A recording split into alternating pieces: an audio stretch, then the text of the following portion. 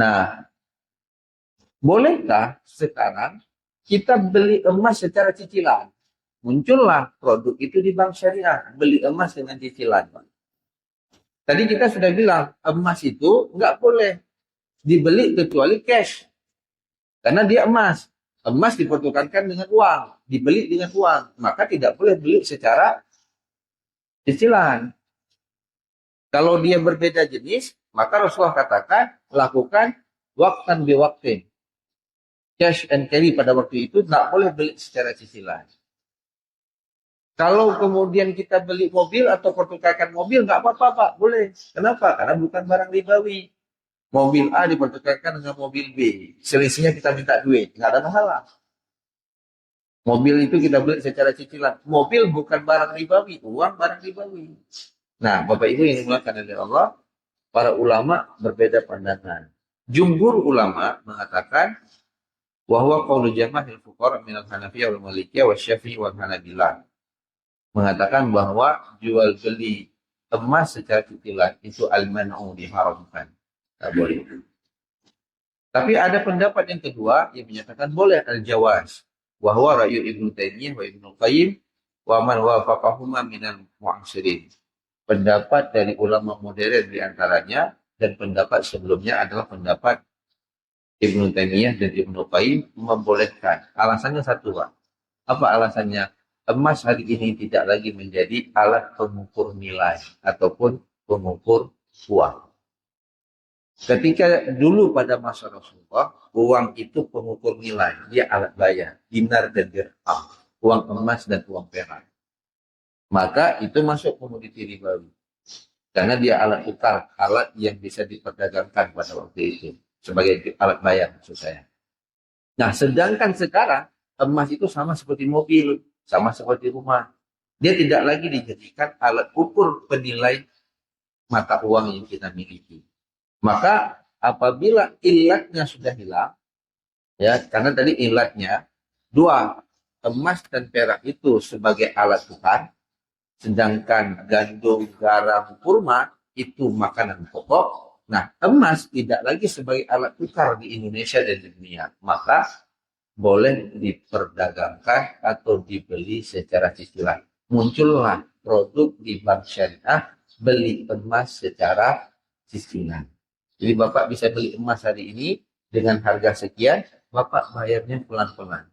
Dan itu sekarang dijadikan salah satu produk anak muda, Pak, untuk menyiapkan mahar. Rencana wajah nikah. Kalau sekarang nikah, Pak, sederhana saja. Berapa mahar padu mayang? Ada, Pak, cuma 20 mayang. 20 mayang hari ini dikali 4 juta, 80 juta rubah. Mudah aja dia kawin. Berapa 10 mayang? Kemarin ada yang menikah. Waktu saya dengar saya terkejut saya. Dengan mahar 50 mayang. Oh. Berubah 50 mayang. Nah, Bapak Ibu ini dimuliakan oleh Allah, itu kemudian kita bisa beli emas. Ini beli emas, targetnya 1 tahun, kita mulai cicil dari sekarang satu. Emasnya ada. Tapi emasnya batangan. Nanti setelah kita bayar cicilan, 2 tahun kemudian, rencana menikah, tinggal tarik emas itu. Kalau bentuk batangan.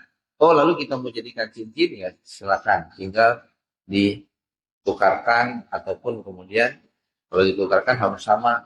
Ataupun jual dulu, beli cincin, beli kalung, dan seterusnya. Ini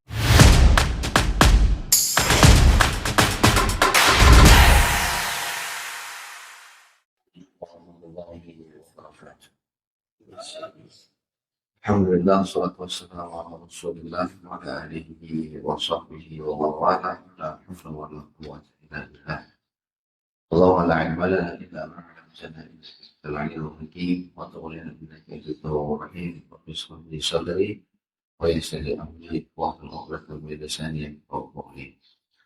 Alhamdulillah, segala puji bagi Allah Subhanahu wa taala. Semoga selalu meridai kita semua, memberikan kesehatan dan keberkahan, memanjangkan umur kita. Mudah-mudahan kita semua yang ada pada subuh ini diizinkan oleh Allah bertemu dengan bulan suci Ramadan, dan mudah-mudahan kita bisa memaksimalkan ibadah di bulan Ramadan ini. Salawat dan salam kita sajikan kepada junjungan kita baginda dan besar Muhammad SAW, Rasul yang menjadi uswah dan kedua bagi kita semua. Kaum muslimin sudah jemaah subuh yang dimuliakan oleh Allah. Kita akan kembali mengkaji tentang harta yang bisa menyebabkan ataupun pendapatan kita yang bisa menyebabkan haram, lalu kemudian bisa menggugurkan amal ibadah yang kita lakukan. Kemarin kita sudah membahas tentang teori riba. Maka itu yang dilakukan oleh Allah. Saya ingin memperdalam sedikit lagi untuk menuntaskan pembahasan tentang riba ini.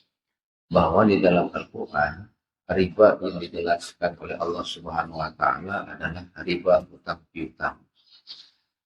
Riba hutang piutang ketika Bapak menghutangkan uang, lalu ketika pembayarannya dilebihkan. Kelebihan itu hukumnya haram. Kullu qardin jara manfaah bahwa riba. Setiap hutang piutang yang diberikan apabila kemudian ada tambahan maka hukumnya riba. Ada pertanyaan, dia hutang sama saya emas. Dulu harga emas satu mayarnya 1 juta. Sekarang harga emas satu mayarnya 4.200.000. Itulah kira-kira.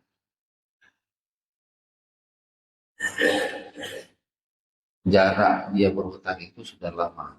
Bagaimana pembayarannya? Kalau hutangnya emas, maka bayar emas. Tidak ada pergeseran. Satu mayang dulu dengan satu mayang sekarang. Terserah harga uangnya berapa. Tapi ada yang kemudian mengatakan, waktu itu dia hutangnya bukan emas, Ustaz. Dalam bentuk uang, 1 juta. Kami indekskan ke emas. Waktu itu harga emas satu mayang. Sekarang 2025 harga emas satu mayangnya 4 juta. Apakah dia bayar satu mayang 4 juta atau 1 juta? Pertanyaannya, hutang dulu itu hutang uang atau hutang emas? Kalau hutang uang, bayar uang. Kalau hutang emas, bayar emas. Kalau hutang emas kemudian satu mayang, maka bayar satu mayang. Kalau hutang uang 1 juta, maka bayar 1 juta. Jangan diindeks. Nah, Bapak Ibu yang dimuliakan oleh Allah, itu hadis ayat yang menjelaskan tentang riba pinjam meminjam ataupun hutang piutang. Nah, di dalam hadis Rasulullah SAW menjelaskan dua riba berikutnya, yaitu riba fadl dan riba nasi'ah. Kalau di dalam Al-Quran disebut dengan riba al-qardu ataupun riba jahiliyah. Nah, di dalam hadis Rasulullah SAW mengungkapkan bahwa ada 6 komoditi barang ribawi. Emas, perak, gandum, barli ataupun hampir sama dengan sejenisnya, kurma, garam, itu adalah barang ribawi. Secara sederhana kemudian para ulama itu mengkategorikan barang ribawi ini dalam 2 komoditi besar. Yang pertama adalah emas dan perak, itu alat tukar. Dan yang kedua, gandum, kurma, kemudian garam, dan barli itu masuk dalam kategori makanan pokok yang bisa ditimbang. Ini pendapat yang paling kuat di antara para ulama. Jadi ketika kemudian para ulama mengkategorikan 2 hal ini, Rasulullah SAW kemudian mengatakan, apabila dipertukarkan, mislan bimislin sawaan bisawain yadan biyadin. Fa'izah talafat hazil asnaf fabi'u kaifa syi'tum idza kana yadan biyadin. Untuk komoditas ribawi ini yang 6, apabila dipertukarkan emas dengan emas, maka harus beratnya sama dan dilakukan cash and carry. Tidak boleh ada pembayaran yang ditunda. Itu sifatnya barter. Jadi kalau misalnya Bapak menukarkan emas kualitas buruk, emas kualitas rendah, emas 22 karat ditukarkan dengan emas 24 karat. Apakah kemudian harus berbeda? Karena komoditinya emas, karatnya berbeda, maka kalau dipertukarkan harus tetap sama. 1 kilo emas 24 karat, 1 kilo emas 22 karat dipertukarkan tetap sama. Karena komoditinya sama. Tapi Ustadz, kualitasnya kan beda. Nah, ini yang kemudian harus kita alihkan. Karena jenisnya sama, maka kita pindahkan. Contoh, kalau perak dengan emas dipertukarkan, tidak bisa 1 kilo emas, 1 kilo perak. Dia sama-sama jenis mata uang, tapi dia berbeda dari sisi jenis barangnya. Maka apabila kita pertukarkan emas dengan perak, boleh 1 kilo emas, 2 kilo perak, tapi dilakukan yadan biyadin, harus dilakukan secara tunai, tidak boleh ditunda pembayarannya. Nah, Bapak Ibu yang dimuliakan oleh Allah, kasusnya adalah kalau kita emas dengan emas yang kualitasnya berbeda, tapi kemudian satu jenis, maka cara menukarkannya, kata Rasulullah, kasus Bilal bin Rabah, tukarkan. Jadi Bilal bin Rabah itu kasih hadiah kepada Rasulullah, kurma dengan kualitas baik. Rasulullah nanya, kamu dari mana dapat kurma ini? Ya Rasulullah, pertukarkan 2 sak kurmaku yang kualitasnya buruk, ku pertukarkan dengan 1 sak kurma kualitas baik. Ini yang kuhadiahkan untukmu. Apa kata Rasulullah? Riba. Karena kenapa?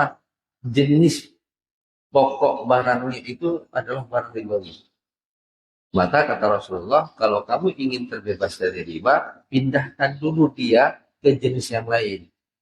Ambil 2 sak kurma, jual, dapat uang, beli kurma baru. Jadi kalau kita punya emas 22 karat, dengan kita ingin beli emas 24 karat, ambil 22 karat, jual dulu dia. Baru kemudian dapat uangnya, baru beli. Nah, ini terbebas dari riba. Jadi dipindahkan kepada komoditi yang lain.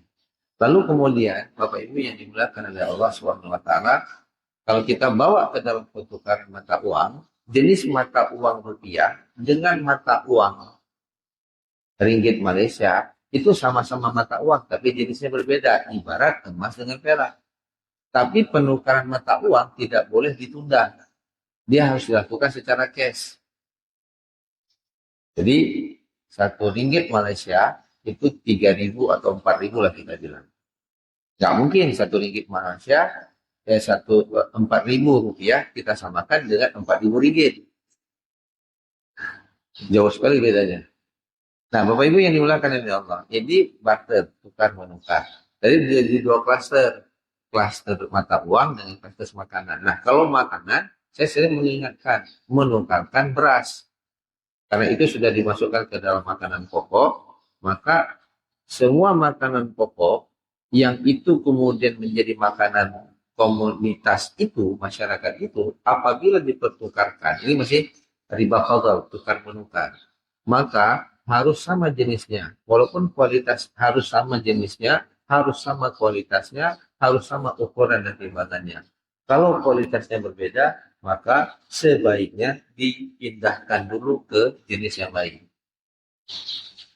Kemarin kita jelaskan beras zakat, beras fitrah. Di sini kan digabung. Dapat beras fitrah, si A kasih yang kualitas bagus, yang satu lagi kan ini kualitas nggak baik. Sampai ke masjid kan diaduk kan. Kalau tengku adonan itu dulu ngaduk-ngaduk itu. Nah, diaduk, sudah diaduk, baru ditimbang. Bawa pulang. Dapatlah kita misalnya 30 kilo. Nah, cuman kenapa? Karena berasnya bercampur-campur. Waktu kita makan, enaknya beda-beda. Lalu kemudian kita ambil inisiatif, kita bawalah 2 karung yang 15 kilo ini ke pasar, kita pertukarkan dengan beras kualitas nomor 1, satu karung. Hukumnya riba. Caranya bagaimana? Jual aja. Jadi kan dia uang, baru beli. Nah, ini riba bukan menukar. Lalu kemudian Rasulullah mengatakan, "Fa'idza talafal hazil asnaf fabi'u kafiyashitu bila kana biyadin." Apabila jenis barangnya ini berbeda, maka silakan Anda melakukan jual beli. Ini untuk barang ribawi, ya, secara cash. yadan biyadin. Nah, bagaimana riba nasi'ah terjadi? Riba nasi'ah terjadi karena terjadi delay payment. Karena dia telat membayarnya dicicil kemudian hari, ada penambahan. Itulah dia menjadi riba jual beli yang diharamkan oleh Allah Subhanahu wa taala. Terjadinya di dalam transaksi bank. Jadi di dalam bank konvensional itu riba itu terjadi pada dua hal. Yang pertama, pada simpan pinjam, deposito tabungan, kita kasih uang, sen, 1 miliar. Ada keuntungan bunga 10%. Oh, enggak sampai 10%. Cuma 2-3%. Nah, 3% ini itu riba al-qardu. Karena kita menghutangkan uang, kita tempatkan uang, lalu mereka kasih bunga kepada kita. Itu menjadi hukumnya haram. Lalu kemudian ketika riba itu nasi'ah, kita datang butuh uang. Kita minta kredit, dikreditkan. Nah, dikreditkan uangnya. Terjadi pembayaran kita secara cicilan, diminta tambah, itu riba nasi'ah. Apa beda dengan bank syariah? Sama juga dengan bank syariah katanya. Pada kasus nanti hampir sama dengan murabahah. Kalau dalam kasus bank syariah, berbedanya, kalau bank konven itu dia kasih uang kepada kita, 300 juta. Dicatat uangnya 300 juta. Keuntungannya diambil uang dari 300 juta. Di bank syariah diubah menjadi barang. Jadi diambil uangnya, ya, dibeli barang, lalu barang itu dijual balik ke nasabah, disepakati keuntungan. Berapa keuntungannya? Disepakati dalam bentuk misalnya persentase, tapi harga jual kemudian ditetapkan.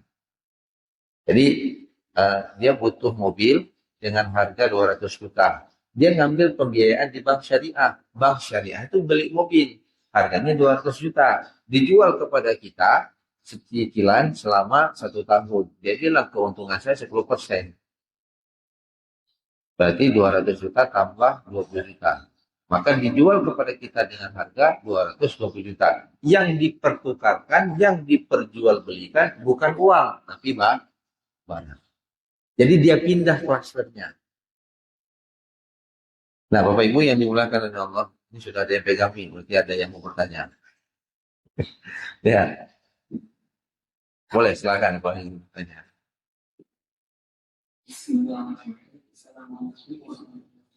Assalamualaikum warahmatullahi wabarakatuh.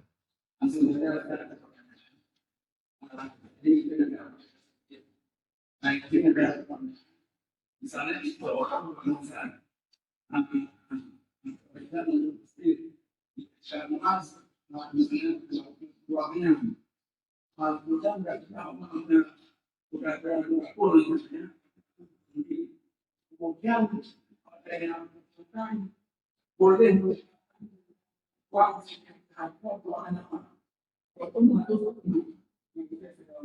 ya.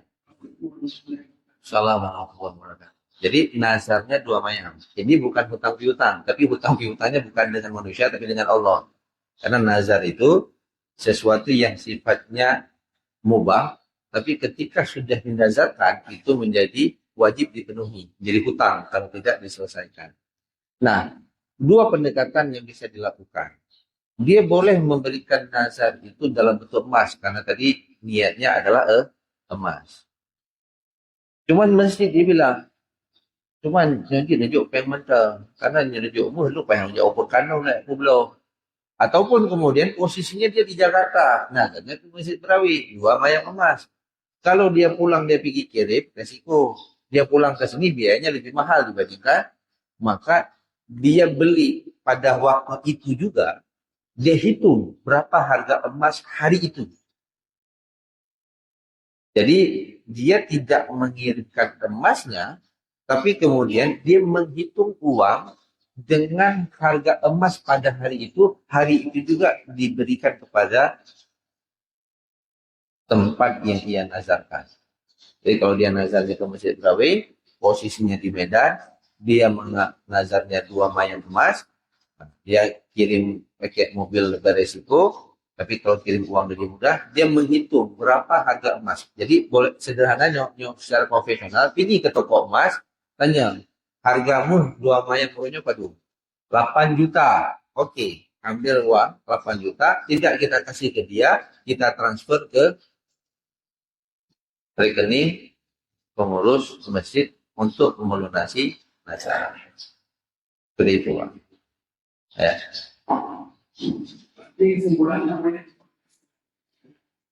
Boleh dikonversi tapi dengan harga yang hari itu.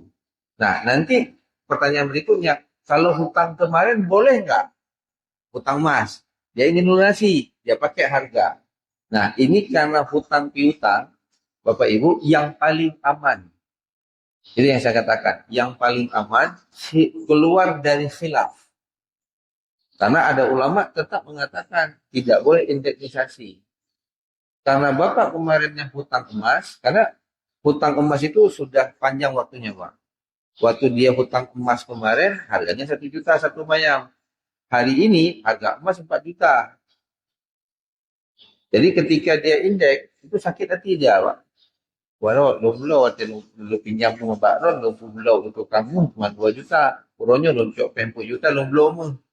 Kalau dia kasih emas nggak ada masalah, tetap nggak ada penambahan. Tapi ketika dia kasih uang, terasa kali uang yang saya dapat 2 juta, saya kembalikan kepada 4 juta, 2 juta 100%. Sehingga kemudian ini riba, Ustaz. Yang hanya riba apa tuh? 2 juta aman kan? 2 juta udah nggak dapat emas lagi. Nah, maka yang paling aman keluar dari khilaf, keluar dari perdebatan. Kalau Bapak utang emas, bayar emas. Kalau Bapak utang uang, bayar uang. Supaya kita bebas dari khilaf. Sedikit lagi Bapak Ibu. Nah, bolehkah sekarang kita beli emas secara cicilan? Muncullah produk itu di bank syariah. Beli emas dengan cicilan. Tadi kita sudah bilang, emas itu nggak boleh dibeli kecuali cash. Karena dia emas. Emas dipertukarkan dengan uang. Dibeli dengan uang. Maka tidak boleh beli secara cicilan. Kalau dia berbeda jenis, maka Rasulullah katakan, lakukan waktan biwaktin. Cash and carry pada waktu itu tidak boleh beli secara cicilan. Kalau kemudian kita beli mobil atau pertukarkan mobil, nggak apa-apa, Pak. Boleh. Kenapa? Karena bukan barang ribawi. Mobil A dipertukarkan dengan mobil B. Selisihnya kita minta duit. Nggak ada masalah. Mobil itu kita beli secara cicilan. Mobil bukan barang ribawi. Uang barang ribawi. Nah, Bapak Ibu yang dimuliakan oleh Allah, para ulama berbeda pandangan. Jumhur ulama mengatakan bahwa qaulu jamahil fuqara minal Hanafiyah wal Malikiyah wa Syafi'i wal Hanabilah mengatakan bahwa jual beli emas secara cicilan itu al-man'u, diharamkan. Tidak boleh. Tapi ada pendapat yang kedua yang menyatakan boleh al-jawaz. Wahwa ra'yu Ibnu Taimiyah wa Ibnu Qayyim wa man wafaqahuma minal mu'asirin. Pendapat dari ulama modern diantaranya dan pendapat sebelumnya adalah pendapat Ibnu Taimiyah dan Ibnu Qayyim membolehkan. Alasannya satu, Pak. Apa alasannya? Emas hari ini tidak lagi menjadi alat pengukur nilai ataupun pengukur uang. Ketika dulu pada masa Rasulullah, uang itu pengukur nilai. Dia alat bayar, dinar dan dirham. Uang emas dan uang perak. Maka itu masuk komoditi ribawi. Karena dia alat tukar, alat yang bisa diperdagangkan pada waktu itu. Sebagai alat bayar maksud saya. Nah, sedangkan sekarang, emas itu sama seperti mobil, sama seperti rumah. Dia tidak lagi dijadikan alat ukur penilai mata uang yang kita miliki.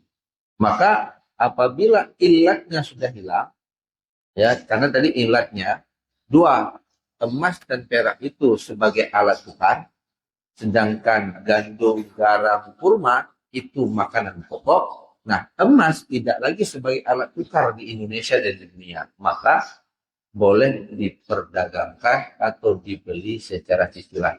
Muncullah produk di bank syariah beli emas secara cicilan. Jadi Bapak bisa beli emas hari ini dengan harga sekian, Bapak bayarnya pelan-pelan. Yaitu sekarang dijadikan salah satu produk anak muda, Pak, untuk menyiapkan mahar. Rencana wajah nikah. Kalau sekarang nikah, Pak, sederhana saja. Berapa mahar? Waduh mayang. Ada Pak, cuma 20 mayang. 20 mayang hari ini dikali 4 juta, 80 juta rubah. Mudah aja dia kawin. Berapa? 10 mayang. Kemarin ada yang menikah. Waktu saya dengar saya terkejut saya. Dengan mahar 50 mayang. Oh, berubah ya lumayan. Nah, Bapak Ibu ini dimuliakan oleh Allah, itu kemudian kita bisa beli emas. Ini beli emas, targetnya 1 tahun, kita beli cicil dari sekarang satu. Emasnya ada. Tapi emasnya batangan. Nanti setelah kita bayar cicilan, 2 tahun kemudian, rencana menikah, tinggal tarik emas itu dalam bentuk batangan. Oh, lalu kita mau jadikan cincin, ya silakan. Tinggal ditukarkan, ataupun kemudian kalau ditukarkan harus sama, ataupun jual dulu beli cincin, beli kalung, dan seterusnya. Ini Bapak Ibu yang dimuliakan oleh Allah, yang bisa saya sampaikan terkait dengan masalah ribawi ini. Yang mudah-mudahan kita tidak terlibat dengan riba ini sebagaimana awal kajian kita, karena itu akan menghambat pahala bagi kita semua dan akan memberikan dampak dosa yang sangat besar terhadap masalah riba ini. Hadanallahu wa iyyakum ajma'in. Allahumma waffiq ila aqwamit thoriq. Assalamualaikum warahmatullahi wabarakatuh.